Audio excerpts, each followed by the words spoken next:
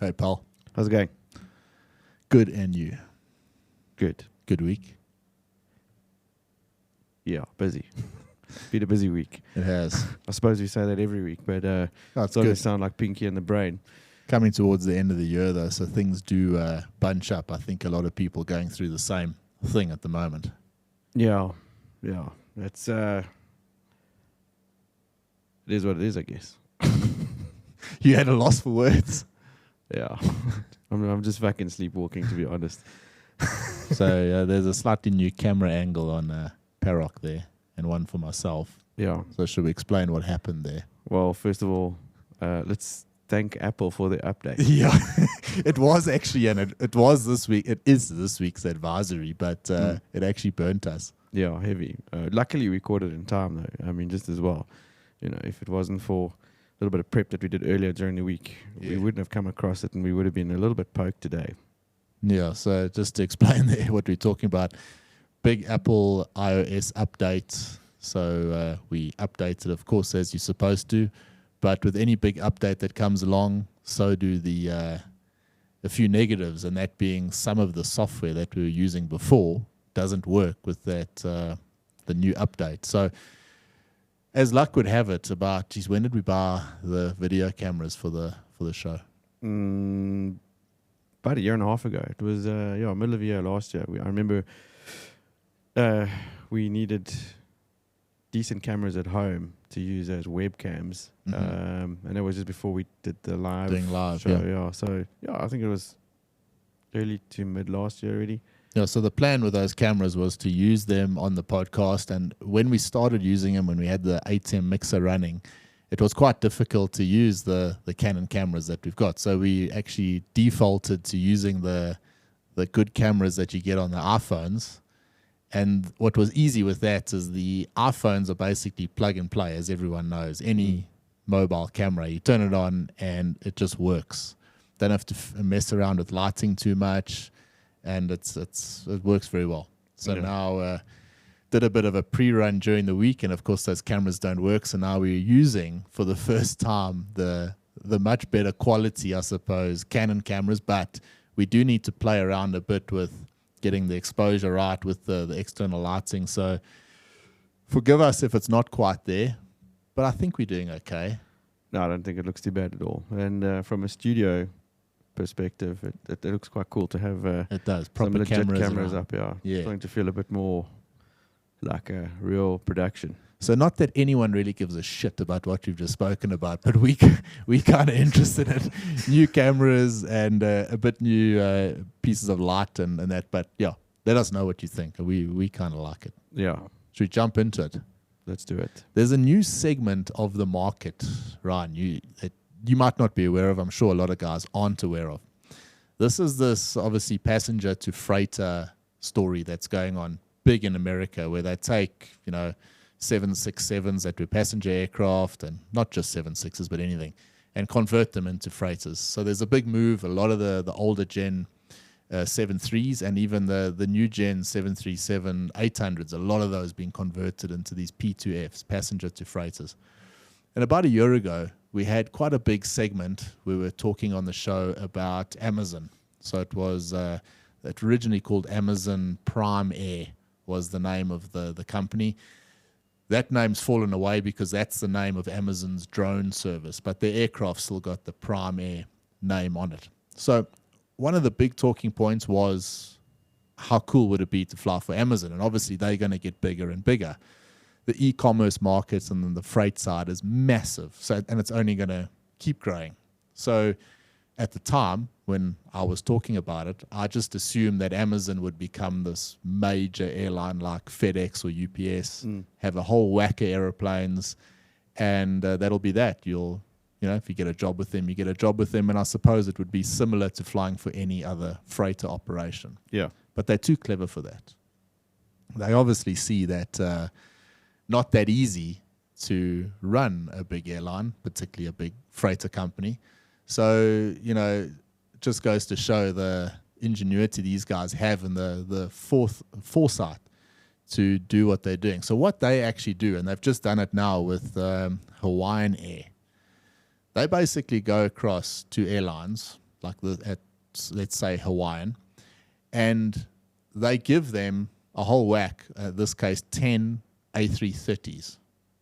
They give them passenger to freighter 330s, converted freighters, and they say, can you guys operate these things around the world for us? So they don't employ any pilots. They got no ground staff or the rest. It's simply a case of, we'll give you the aircraft, you go operate them for us. And that's what they're doing. And they're doing it not just with these guys. This is the expansion plan. So quite a clever idea, I thought. And I wonder if you'll see something like that in South Africa in the coming years, bearing in mind that there has been whispers of Amazon setting up a factory in Cape Town. Yeah, I've heard that. So they're going to need to get their e-commerce goods around the country. And how else can they do it by, having a dedicated passenger, freighter service, to do that. But they're not going to do it themselves. It's going to be a South African operation flying those goods around. So quite interesting, I thought, because it's a new segment of the market. And so I'm understanding this correctly. They're supplying the aircraft to an existing airline operator. Correct. That operator has to crew it, fuel it, operate it. Yeah.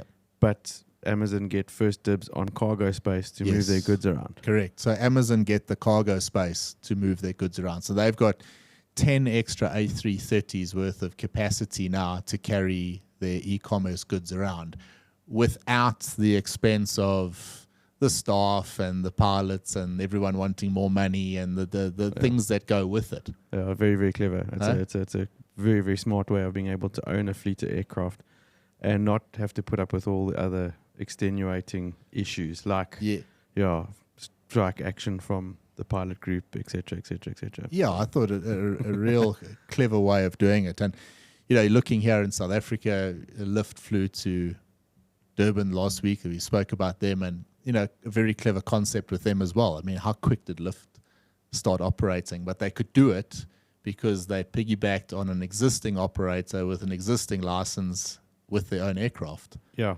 it was a very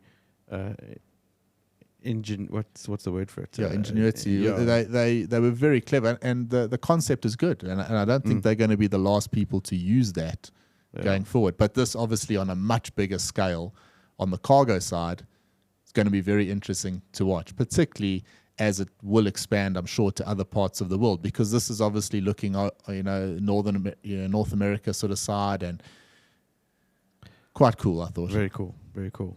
Yeah. So different type of story to start the week off. But going into a little bit of local news here, your favorite subject, Ryan. SAA, they confirm that the Air Service License Council has ratified that SAA retains all its historical traffic rights following SAA's voluntarily relinquishing of the number of frequencies on destinations it is not currently servicing. So they're going back on what they were saying a few weeks ago about. Yep. That's interesting. Of course they are. I mean, so there wouldn't be any skullduggery behind the scenes there. They're all in bed together, but no surprise, but that is what's going to happen. So if you thought that SAA wasn't going to get those routes back, you would be highly mistaken. Yeah, well, SAA still got a long way to go to try and, first of all, get the right aircraft to service the routes. I do read that they have approached Airbus recently, or an air leasing company to try and replace the 340 that they're operating with new equipment. Yeah, which I assume will be a 330 or a 350 or something. Yeah, well, 330 is what I hear, but I mean, they've still got a long way to go to catch up to the rest of the world. Yeah, sure. You made the point the other day when we were having a chat about someone's got to fly overseas at some point. Yeah. I mean, who's going to do it? Going to be Link, Safair? Is Lyft going to do it? I mean, they've got the background there with Global that can operate long haul. Yeah. No, I think it won't be too long before we see someone in our market here in South Africa jump to that and actually start something. Those overseas flights are important, man. Well, and look, the capacity and the demand for it is certainly there. I mean, we saw it now when we travelled. Flights are full, and yeah. I mean, my gran just recently travelled to the UK. In fact, she got back to South Africa today. But the ticket prices for her were just out of this world. Did the pilot stay awake? Yeah, on that note, she came back on Ethiopian. And I must say, we've mentioned on the show before as well, how are elderly people going to manage in this newer world when it comes to traveling? And I think I saw that firsthand now. My gran, the last time we had contact with her was when she left her sister's place in the UK yesterday morning to get on a bus, to make her way to the airport, to actually get on this Ethiopian flight and travel home. But we were stressing last night because we couldn't get hold of her. We had no idea that she'd arrived at the airport safely, managed to find the right terminal, check in, and get on. Obviously, because her Wi-Fi wouldn't work. And you know what it's like at these airports. There's free Wi-Fi everywhere, but it's a bit of a process to use connect it. Yeah, you got to email addresses, birthdays, all sorts of things, drop-down lists. She obviously couldn't get that right. So the result is we didn't know that she was on the flight safely. Yeah. So, my mom was phoning Ethiopian Airlines in the UK to try and find out. But no, they can't divulge that kind of information. Yeah. So it was a stressful 48 hours. I'm sure. And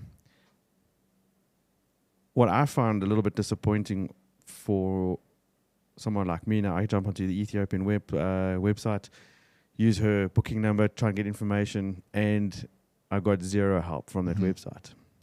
Whereas you use the Air France website, it's very intuitive, interactive, easy to use. You get all the information you need. I was a bit disappointed with Ethiopian. So you're saying websites are important? Well, they are. They are. I mean, it's your first point of contact, Yeah. particularly for airlines.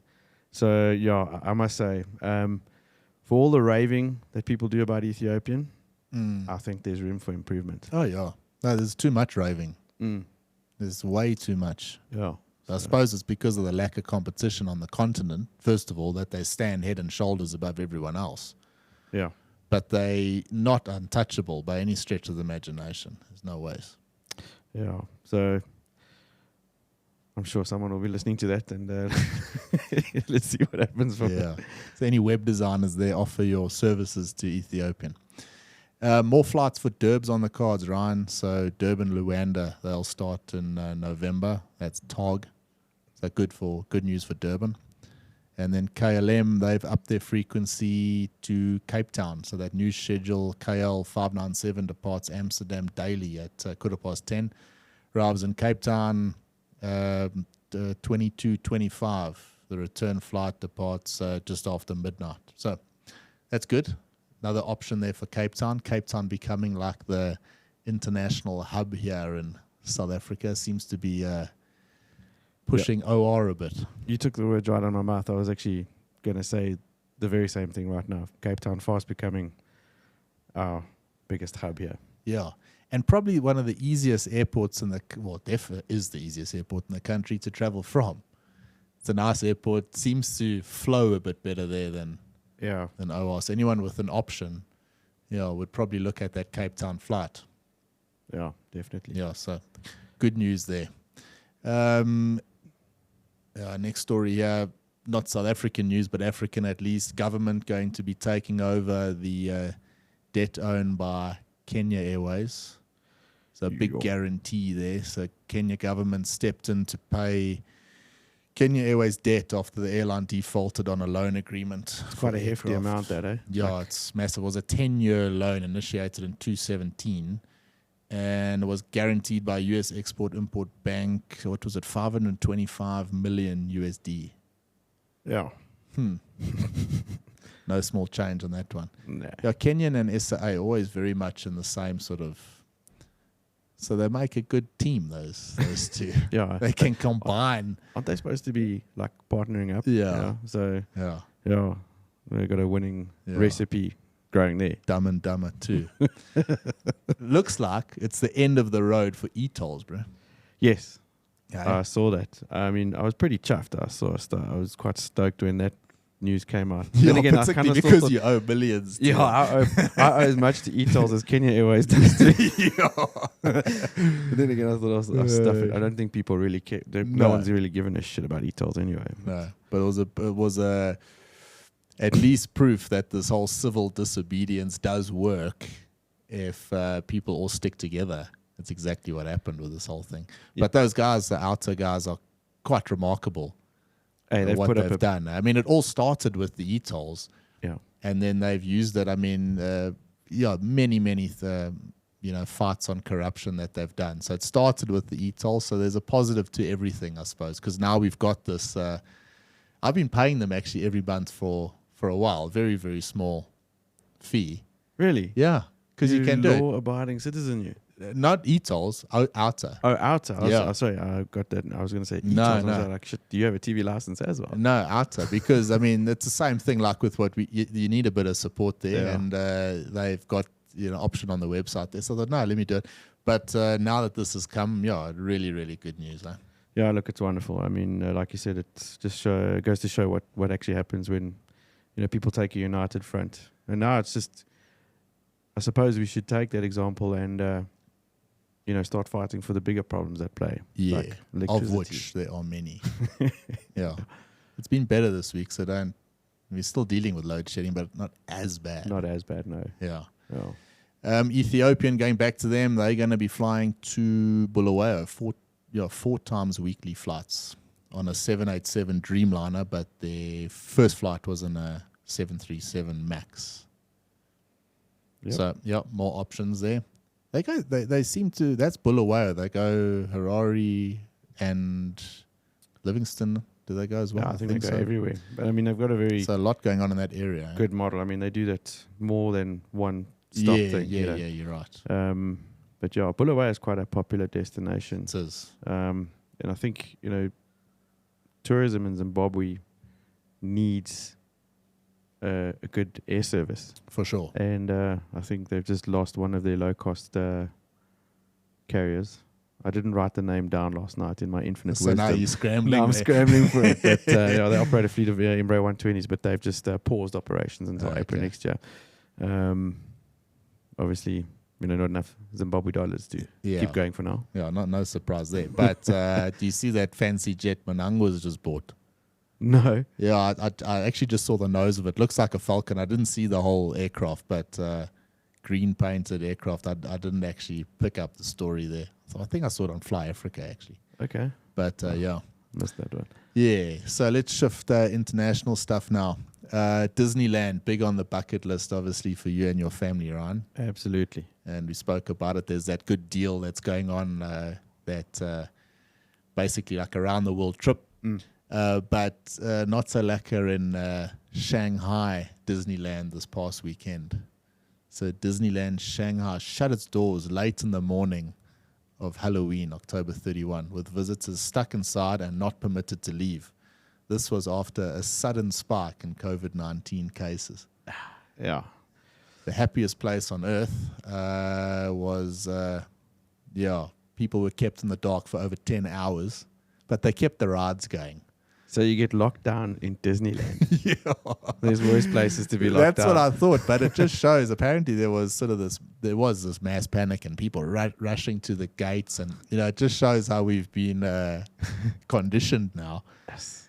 So yeah, there was a sudden spike, so they just close the doors and you can't leave.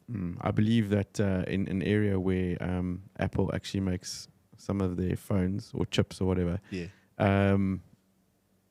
the spike happened in that area as well. Oh, really? And it led to the closure of the factory there. And it's obviously why we're seeing a lack of availability in the iPhone 14 being rolled out. I mean, they launched this phone, beginning of September? Yeah, and now you can't get the phone. There's no stock. Yep. Thanks to the guy who ate the bat. Yeah.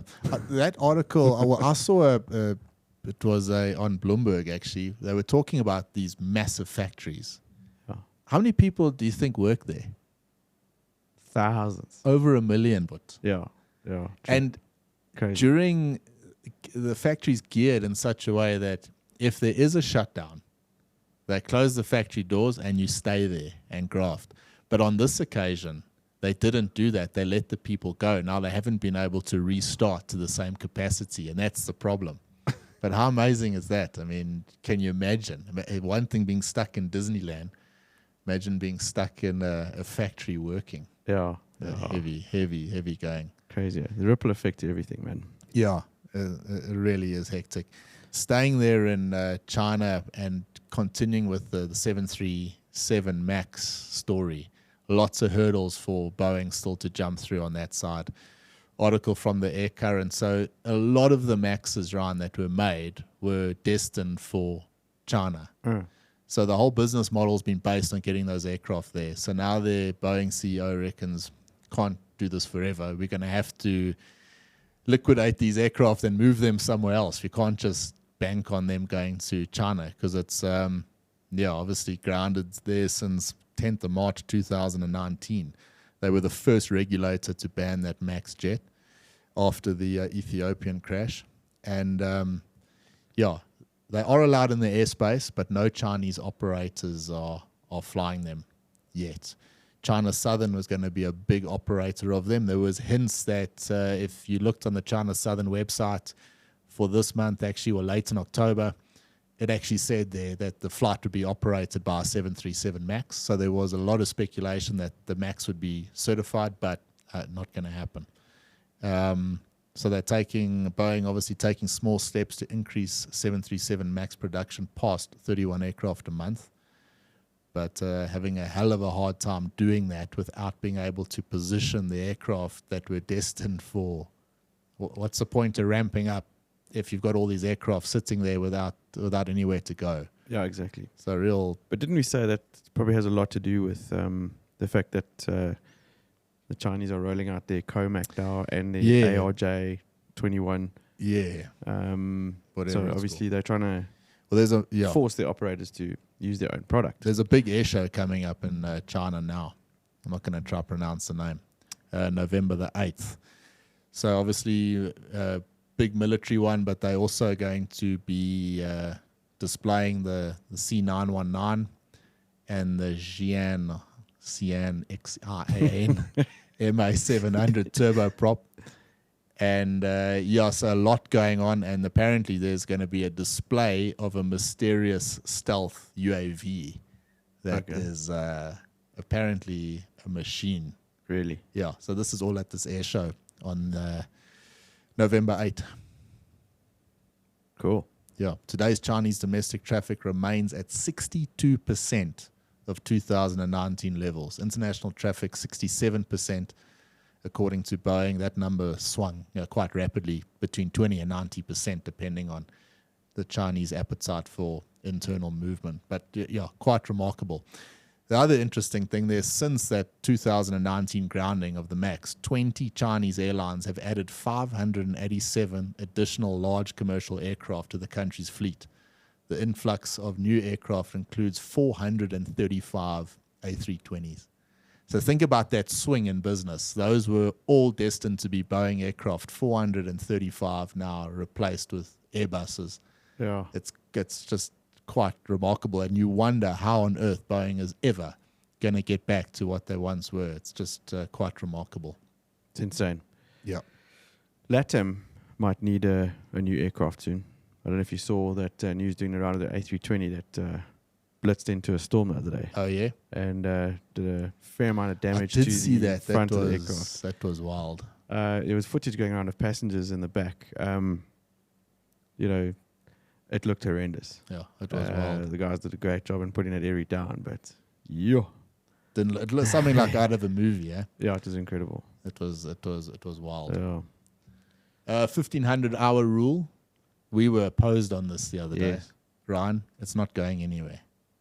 I'm glad. It's here to stay. Yeah. So the top Republican on the U.S. House Transportation and Infrastructure Committee ruled out any changes to the 2013 rule that mandated 1,500 flight hours to meet the qualifications for an airline transport pilot certificate. So the big problem with this one is that the 1500-hour rule is based on, it's not based on data. It's based on a prang that happened. So there's an emotional element involved. So to argue that out when these midterm elections are coming ain't going to happen. 1500-hour rule, you have to stay. Good. Happy. Very happy about that. I mean, it forces the guys to go out there and go and get some experience. It does. You know, learn what it's about to go and shit yourself in a small airplane. Yeah. And gain some perspective. Yeah. And then, you know, turn that into an airline career. Get some experience. That's where you learn, man. Otherwise, you're going to join an airline very early, and I think you're going to get bored of it incredibly quickly. It doesn't do much for you. So I agree. Story of the week, Ryan. A topic that we've spoken about a lot has been the encouragement of pilots or anyone to start up a business. This was mainly during the very difficult and early stages of the pandemic. And a lot of guys did, and there's some guys have found some really good success and, you know, have actually built things to be really proud of. One of the guys that was on our show a while back, called Jared Roux, my cousin, he had this idea to start a logbook, build a digital logbook available on your phone, and something to compete with some of the more mainstream logbook apps that are out there. And like anything like that, when you first hear the story, you think about all the hurdles and how difficult it's going to be, and you can't quite, you know, picture that end product. But, you know, when he spoke to us, going on 8 or so months ago, it was in its sort of infancy there. But he's gone and built a hell of a nice product. And we actually spoke to Jared earlier on in the week, and this is what he had to say. So, Jay, welcome back into the studio, pal. It's been a while. And the last time you were on the show, we were chatting about a really exciting project that you were just about to start. Well, you had, in fact, started. We didn't quite know what it was going to look like or how it was going to end up. I've now seen the product that you've made, something that you can be really, really proud of, because it's bloody nice on the outside. But you're here today to tell us a little bit more about it. But I think a lot of people that were listening to us, when was it? About a year ago or so? No, less than a year, eh? It was about 9 months ago. 9 months ago, okay. We got more listeners since then, hopefully. The show has grown since then. So just give us a bit of background to those people that weren't listening back then on a bit of your motivation behind this project and what it's all about. Yeah, thanks, Bryan. Thanks for having me back. It's been a busy 9 months since I've been here. Just for anyone that hadn't joined the show, plus minus 9 months ago, this project of mine started, I would say, maybe three and a half years ago, and it started off as a flight and duty app, and I wanted something that was quick reference, that I could just pull an app on my phone and have a look and see that I was within flight and duty, especially when it comes to aviation. As you know, things happen fast pace, and you don't have a lot of time to make these decisions, and you want some form of external help just to help you along the way. And we decided to make a flight and duty app, and from there it developed into a logbook. And I think at the time there was a bit of an exodus of crew overseas, and when crew decide to go overseas, they need summaries and all sorts of things that external companies want. So it sort of morphed from a flight and duty app into a logbook, and then from there we just started adding extra features. And those features included things like summary pages, with more features to come. Yeah, it is really impressive. Like you say, it sort of started as one, and maybe it's ended as something else. But it's now, from what I can see, a really competitive product in the market, and it's not something that you could have done just sitting at home doing a bit of coding yourself. Just tell us a bit about the software development behind it. Obviously, your old man is involved with a bit of software development, but this is a real business that you've created, and obviously you needed the expertise to do the real intricate things. So how did you get that sorted out? Yeah, so I mean, what happened with me is I kind of came in from the aviation perspective, and realized there was sort of a gap in the market, and we just pounced on that. And I think obviously with the whole COVID scenario that happened, and it's still ongoing, it's created a perfect situation. I can say that we jumped in, we had a bit of the time. I mean, I know a little bit of coding. I'm not going to say that I'm involved in coding itself. So my father, he's obviously a bit of a genius when it comes to the computer side of it. And then when it comes to the Android and Apple side of it, that's a completely separate language on its own. And then for that, we've brought in one or two developers that are fairly proficient in the coding side. Okay, so you've actually got people that you've hired to... Yeah, so we've got a team now. We've got a team of experts, I can say, and I'm very proud to have them on board. And they've brought in their professional side into this app. And I'm incredibly proud of the app that we've put forward. Jay, those people that you've taken on, were they just there for the development phase, or are they going to be there now? Going forward? No, they're part of the team. Okay. So yeah, they're part of it. I firmly believe that if you're going to put an app forward, you've got to have someone that's there from the ground up, so that you can keep developing forward, keep adding on more and more features. You know. So part of the discussion that Ryan and I have been having has been around. Obviously, we've got an interest in these startup businesses because we were sort of thrown into this pot during COVID, like everyone was, where we had to go do something, and the podcast was our thing that we started.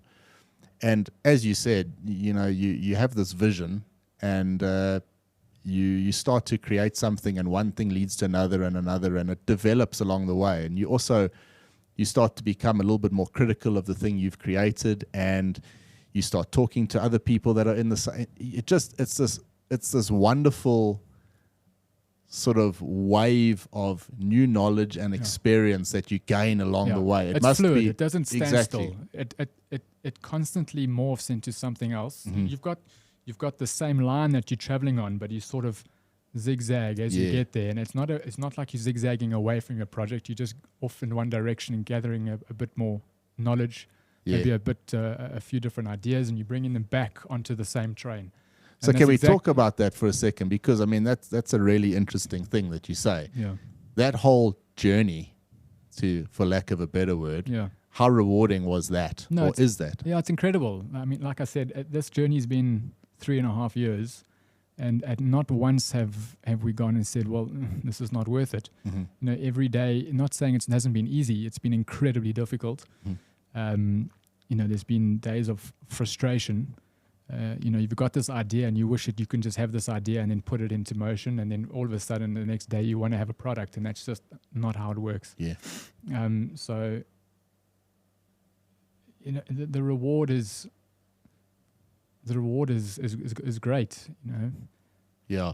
And from a self-development point of view as well, never mind just the Flightline business on its own, but absolutely. from a self-development point of view, it kind of gives you the courage to say, hey, let me go try something else now. Maybe in the future you've got the knowledge of how the whole thing works. You know, business is a business. And although, you know, something like this, it's very tech, it's very sort of 222-ish, you know, this is the whole vibe. So, no, I really commend you for going in that direction and building something that from the outset really, really looks fantastic. Yeah, thanks. You know, obviously you want a product that looks good, but you want a product that works. That works as well. Yeah. The operational side has to be perfect, and again, that's why it's taken such a long time. You know, you take 5 steps forward and you take 2 steps backwards. You know, myself and my team that I have, we're all perfectionists. You know. Yeah. So we don't want to put a product that's out there that is just okay. You know, you want to put a product out there that people are going to go, you know, flip. Have you seen this one? This is a great app to use. Yeah, if your vision is for something just to be okay, then it will just be okay. Exactly. Yeah. So no, it's definitely the way to think. All right, Jay, my turn to ask a few questions. Shoot, Ryan. But first of all, well done on what you guys have put together so far. It really, really looks impressive. Yeah, thank you. So tell us, where can we find it? You know, do we download it in App Store? Is it a program that you download from the website? How does it work? Yeah, so I mean, firstly, we do have a website. The website is www.flightline.co.za. That can give you all the information if you want to go and read up on the company, if you want to go read up on the app itself. And then on the website, there are a few funnels that can take you to the... Firstly, it's on the Android App Store. And you just go into the App Store itself. There's a few different links that you can follow. It's called Flightline Pro. And what we have is we've decided to go with a free trial. It's a 90-day free trial, not just the standard 30-day free trial. What we've decided with that is, for any pilot that's starting off their PPL career, generally a 90-day trial gives them a nice base to work on. If you can finish your PPL in 3 months, then you've got a logbook for 3 months. Okay. And then if you like the app itself, then you can from there go and download the paid version. We've got 2 paid versions. We've got one that is a yearly version. That's 349 Rand a year, which is like 4 cups of Woolworths coffee. Or you can download the lifetime version, which is, I stand to be corrected, I think it's 14,999 or 15 around there, which is equivalent to 5 years of the yearly version. Wow. Okay, that's quite impressive. I mean, that was actually going to be my next question is, what does it cost? Yeah. So 349 for a yearly version. And then it's around 15 for a lifetime subscription, which is equivalent to about 5 years of the yearly. Yeah. And that's on the Android store. Okay. And then Apple is, it's been developed. Just with regards to Apple itself, they're a bit more stringent when it comes to their regulations. So there's a bit of back and forth. You need to get it authorized from Apple. Okay. For the iOS version. That should be out within the next few weeks. Okay. Yeah. Well, that's cool. All right. So to get it right in my head, so if you're an average airline pilot in South Africa right now, you get a 3-month subscription. Given the rate the guys are flying now, you'll have plenty of opportunity to see that this works properly. Yeah, given the amount of hours, that's equivalent of 500 hours in 3 months for most airlines. Joking, but something around there. Yes. Okay, cool, man. Yeah, and obviously it's not based only towards the airlines. It's any fixed wing pilot at the moment out there. PPL to com to contract to charter to corporate to airlines to the recreational pilot on the weekends and. It covers all pilots out there. Okay. We will be adding features in for helicopter pilots as well. That won't take long. We also moving to a few other ventures in the aviation sector. I won't give it away too early, but that'll come out shortly. That'll bring in all the crew, not just the pilots. So okay, there's a hint, nudge. So what about? You spoke earlier on about additional features. So at the moment, is it just a logbook, or because you said it started off as a flight and duty tracking? Yeah, so it started off as an FTP app. So you're signing on at 5 a.m. and you've got 4 sectors throughout the day, and next thing you're asked, you need to fly another 2 sectors, and you want to just double check can I do those 2 sectors, and what time do I need to sign off by? So it started off like that. You've also got your daily duty, your weekly duty, your monthly duty, and yearly duty, and it gives you a summary of how much you've done and how many hours you've got available to your flying. And then we've got the logbook. It's an ICAO standard logbook. It's a CAA format, South African CAA format. That will be added onto as well. We are going to go EASA. We are going to go FAA. That's to follow fairly shortly. And then we've got a summaries feature as well. So we've got a filters page where you can filter out any sort of information that you want on the logbook. So if you want to submit your logbook for only 20-ton time, you can do that. You can filter out 20 tons, or you can filter out PRC time, and you've got multiple filters. So if you want to figure out how many multi-PRC time you've done in the last year, you can do that as well. That's magic, man. So, quick question. If I'm a guy at flight school right now, I've just started flying, and obviously get told, listen, you got to start off with an electronic logbook, and you get given 2 options at the moment. It's Flightline Pro or Log 10 Pro. Yeah. Why Flightline Pro? I mean, apart from the cost, obviously, which you just spoke about. Yeah. So that's the most obvious. Huh? So cost. I mean, cost is a factor, and that was one of the reasons why I decided that this is sort of a pathway that I wanted to go down. I didn't really want to go and pay 1,200 to 1,500 rand a year on a logbook. I mean, Logged In Pro it's a great logbook. You're paying quite a bit of cash, but you're also getting a lot of features that you'll never use. So what I wanted was a logbook that was going to be firstly easy to use, and then features that I would be using, because what I've come to realize with developing this logbook is that you pay for your features. So if you've got 40 features, you're paying for 40 features, but you might only use 5. So I wanted to put down the features on this logbook that you're going to use that'll keep the costs down, but will still be a fantastic logbook for every pilot out there. So yeah, and then we're not going to sit still either. We've got maybe 10, 20 ideas in the background that we're going to be adding on along the way that doesn't affect the cost too much of the logbook. You know, we want to make it accessible to every pilot out there, not just to the crew that's either earning the dollars or earning a substantial salary. That's awesome, man. Yeah. Well done, Jay, to you and the team. Very excited to watch you guys, launch this now and see it grow, and keep us posted. Yeah, thanks, Ryan. Wishing you definitely do that. I mean, obviously, when the iOS version comes out, then let us know, because we obviously pro Apple, so we'll send out the signal that it's on that app store. 100%. Awesome, man. Thanks, Ryan. Yeah, that was a really fantastic little conversation, a Q&A session that we had with Jared there. And, man, quite proud of what he and his team have pulled off. Quite amazing. Yeah. They really have started this thing off, I think, right. They've gone about it the right way. Yeah. They put it out together, they rolled it out, and it looks good. It looks good. I actually wish them all the success with this, and I'm certainly going to be a massive proponent for this, because it's affordable. Yeah.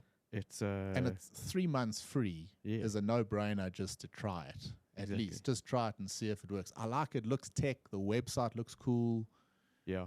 Yeah, I really can't fault it. We've been fiddling around with it in the beta phase, and I'm actually really proud of Jared and his team for what they've built there. So I wish them all the best. And please, anyone that out there listening that needs a logbook, go support a fellow aviator there and try it out. It's you'll be pleasantly surprised. Really, really cool. And you'll be, as I say, supporting another pilot out there. It really is nice to see that, they've taken an idea or concept, they spoke about it and implemented it and put it into action, and they've gone forward with it. And I really, really like it. I've actually seen more than one story like that recently. Our good friend Gavin, who we've had on the show a couple of times as well, his wife Mitzi, for a long time since we've known them, has also had an idea to start up her own business. And often when we get together, speak about this idea and whatever. And, obviously through COVID, and we all said, well, go for it. What are you waiting for? And she's done that. She's opened up her own slimming clinic. Yeah. Opened up last Friday. And Val went and checked it out, and it looks pretty damn impressive. Oh, that's great. Very neat, great setup, and apparently she's headed off to a great start. And Val recommended that the two of us should go and visit it, because apparently we're both in the need of some slimming. Yeah, I said Bryan needs it. I won't be so far behind you. But I suppose I just wanted to say a shout out to Mitzi for actually, well done, Mitzi. Well done, Gav. Yeah, and good luck to you guys, and I hope it turns out well. I love stories like that. Yeah, man. That's cool. Another cool one, another special mention as well. Craig Wood, true to form, came to visit us yesterday with biscuits. Yeah. Nice to see Craig. I haven't seen him for a while. And he actually showed us that the Project Aviation diary that you can get through Dig4SA. And a very, very cool, awesome template, Ryan. Nice, totally dedicated aviation diary. Space to write the right things, space to write your flight time, everything. Yeah. FDP, aircraft registrations, you name it, it's all there. It's got a lot of motivational things in there. It's got a unique way of dumping all the things in your brain into one place and then formatting it nicely. Tiago Forte type of vibe there, and formalizing your ideas. I really, really like it. It's an inspiring diary, it motivates you, and it educates you, and it's bloody cheap. It's well worth it to actually go and purchase yourself one. You're supporting a very good cause. So all that money goes to Dig4SA, the charity. So it's well worth it. And do you want to give the coupon code? So BryanAir10, if you put in there BryanAir10, you get a 10% discount. So please, guys, go support that. Buy it for a fellow aviator for Christmas, or I suppose even a non-aviator. It's a nice diary. It's got cool things in there, so well worth it. No, definitely. What I like about it is you can see that it's a diary made by a pilot for pilots. Yeah. You know, all the cool information that's in there. You can see a lot of thought has gone into it, and you'll get the use out of it. So I think Craig's done a phenomenal job of that. And it won't be a waste of money by any stretch of the imagination. Like you said, goes to a good cause, and I really hope that we can support Craig through that. Yeah, I mean, if you go to Typo or something and go buy yourself a diary there, it's non-aviation. It's just this bland-looking thing. Go buy this one. It's got like a sticky note section built in. It's got this brain dump section. It's got place to put your, where you are, what flight you're doing. Everything's there. And what I really like about that, those pages that you're always referencing in the Cats and Cars, or the FDP page, yes, it's there. Yeah, I'm pretty sure. I mean, that FDP page will be used quite a lot. That coupled to a 90-day subscription with a logbook, you're going to get to test. You're getting a good deal. Yeah, 100%. Yeah, but no, it is great. But cheap as chips, really, well worth it, and a cool gift. Definitely. Pair that with a logbook subscription, 3 months free, so you can't go wrong there. A pair of socks. Yep. You've made yourself a very good aviation hamper there. Hey, your pilot mates will... Hey, pilot mates are going to love you on that one. Stoked with that kind of gift. I think it's a good deal. Yeah. So well done, Craig, and to the team there for... that awesome product. Really like it, and I've seen it for myself. It is legit very cool. While we're talking about Craig and his team, I mean, his app, the Aviation 4SA app, if you haven't already got it, I think it's definitely going to come in handy at the moment. Yeah. As you'll know, our Swivel Aviation, their website, you can't access the Cats and Cars at the moment. It's been down for the last 6 days. Yeah. So I know a lot of guys are studying for interviews, trying to do prep, IF renewals, all that nonsense, and can't get access to that. So best you get yourself a subscription to the Cats and Cars, or Aviation 4SA rather. A hell of a lot easier to get a subscription to Aviation 4SA. And at least you can reference it. It's offline as well. Yeah. So. I'm with that. I like having it there. It's just peace of mind knowing that you can reference something. It was always a bit of a nightmare knowing that you're going to have to go onto that CIA website and find something. Still to this day, I can never find anything on that website. Yeah. I mean, at least there's some form of structure, and it's a very complex app. I mean, if you think about how much is involved, how much data is involved in that, and changing so regularly. So Craig's done a very cool job, been a very good supporter of the show, and we like to support him as well. But and one thing that I would say, Ryan, and we're very careful about this, we are at the stage where we can advertise on the podcast. And I know we're not the size of Joe Rogan's podcast yet, but I remember Joe Rogan saying on a podcast a few years ago that he's never advertised anything that he hasn't used himself and doesn't get use out of. Exactly. And we kind of are following that same thing. So we have used it, we do use it, and we certainly endorse that product. So if you don't like it, then you can come to us and blame us, which some guys do anyway. But we got big shoulders. Yeah, we can handle it. Time for an advisory. Definitely. Spoke about it at the beginning. Big update for the iOS and big update for Mac OS. So that big shift to Mac OS Ventura. So realize that people out there are not going to be so interested in that, but they might be interested in one very useful function that I showed you yesterday, I think. people are still having to do interviews online. A lot of the initial interviews are still done over a Zoom type or a Teams, whatever setup. And one of the difficulties there is you can't help but look like a bit of a knob in front of your computer when it's got a low angle and you're picking up your 3 chins underneath, talking into this this computer screen, having your interview. And it's a little bit uncomfortable and it's a little bit awkward by the way you even look at the computer.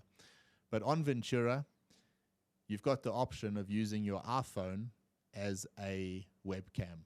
Now, we just spoke about the cameras. We bought those cameras to be webcams. Yeah.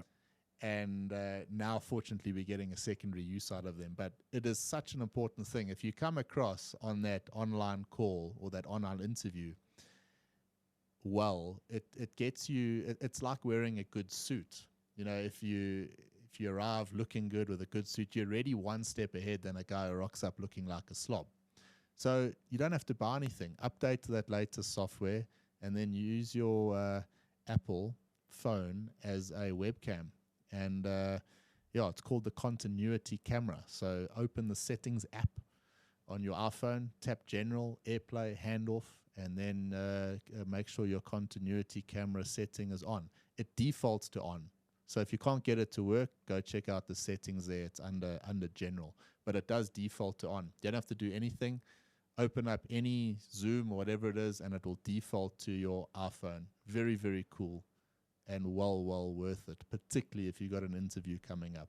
No, it's terrific. It's a real great add-on by Apple. I mean, you might be doing an interview, for instance, where you've got to show off a bit of a portfolio or something behind you, a project that you've been working on. And now you're not stuck with this computer with one angle. Yeah. Take your phone, move it around, Yeah. And it just offers such a big advantage to being able to do your calls like that. Yeah, So, quite amazing. But yeah, the other very nice cool. thing with it, if you speaking to someone, let's say you're speaking to a family member overseas and having a video call and you're trying to show them around your house, the only way you can do it is to use your camera and do it, but then you can't see the person on the other side because you're using your camera to shift around. Now you can be looking at your computer screen and actually just move your iPhone around, but you can still see the person. So a very, very cool thing, and it's quite remarkable. Updating to a new software can bite you, like we've just said. Yeah. We had to, luckily we had that interview with Jared in the week, otherwise we would never have known. Yeah, look, I think it's something it's always been one of our concerns is, do we do this update or not? We've asked that question to ourselves many, many times in the past, and it's always been fine. This one just caught up with us, but we took the positive out of it and turned it around, and I think we've got a good look there. But let us know. Yeah. There might be one or two things we have to work on next week. 100%. A bit of a call to action, Ryan, and you can get involved here. Subscribe, like, share, rate us, give us 5 stars, write us a review. We are pushing the show as hard as we can. We're not stopping. People often say to us, guys, please don't stop. Make sure we carry on. And I hope we've never given off the vibe that we are going to stop the show. We're not. We're carrying on. But we do need your support with it. We want to increase the reach. So by giving us a rating really helps. But what will give us even more of a boost, if you know someone that might enjoy the show, fellow aviator, wherever they are, send them the show. Someone said to us here in the canteen the other day, what they like about it is it sounds like two oaks from Four Ways having a bit of a chat, but they speak a bit of aviation in the middle there. The truth is, there's without doubt more knowledgeable people in the country here that know a lot more about aviation than us. But that's not the point. The point is we part of the guys on the ground there, and we took this on as a bit of a challenge, but we ain't stopping now. But we do want to increase the reach of the show, and the only way we can do that is if you send the show on. Absolutely. And I mean, guys very often get in touch and they've got great suggestions and ideas, and we appreciate it as well, because I mean, you could use that input, and we don't ever discount any of those suggestions or ideas. No. Obviously, some of them are easy to implement right away. Others we're going to have to sort of work around them and build them into a process. But we appreciate that. It's nice to hear, and we value that input as well. Yeah, I think that's an important point that you make, because without that, you've got no way of knowing which direction you need to go. Yeah. And what's nice is if we've been thinking of something and then someone else comes along and says, have you guys thought about this? Then you kind of think, hey, maybe we're on the right track. Yeah. So you do need that input. And I think that goes for the guys we've spoken about today, Jared and even Craig. If you got input that you can offer, I don't think either of those guys would take it as an insult if you say, can you look at this? Can you work on that? That's what you need. We've been working quite closely with a software company based in Ukraine, actually, and we've been feeding them with a lot of things that we need, and they're so thankful for us for being, we like a test case for them. Exactly. You need it. That's just the modern way. So please don't think that you are stepping on anyone's toes. Ryan and I, all forms of ego will handle it. All forms of criticism are welcome. I mean, Craig actually made the comment yesterday when we were talking about it. I pointed out something on the app that I thought maybe needed to be tweaked. Luckily, he said, no, we're on it, we're aware of it. But he and it had actually been fixed already. Yeah, exactly. And he said, look, he appreciates that. And it is true. Guys need to know, listen, what needs to be tweaked or whatever. So don't be shy. Yeah. Ryan, it's always a pleasure doing the show with you, pal. It's been one hell of a busy week. I wonder how we actually get in the studio week to week. I often feel bad by saying, listen, but you need to make sure you're ready at this time, because I know you're very busy as well. But wouldn't change it for the world. This has become our time together. So we do it having a chat like this. Wouldn't have it any other way, other than maybe a couple of whiskey bottles hidden around here somewhere. Yeah, that would certainly be a bonus. I could do with a couple of those today. Me too. Thanks, pal. 100%. Thanks, pal. It's been great. And catch up next week. Everyone, have a lovely weekend. Cheers. Goodbye for now. Fuck, we good.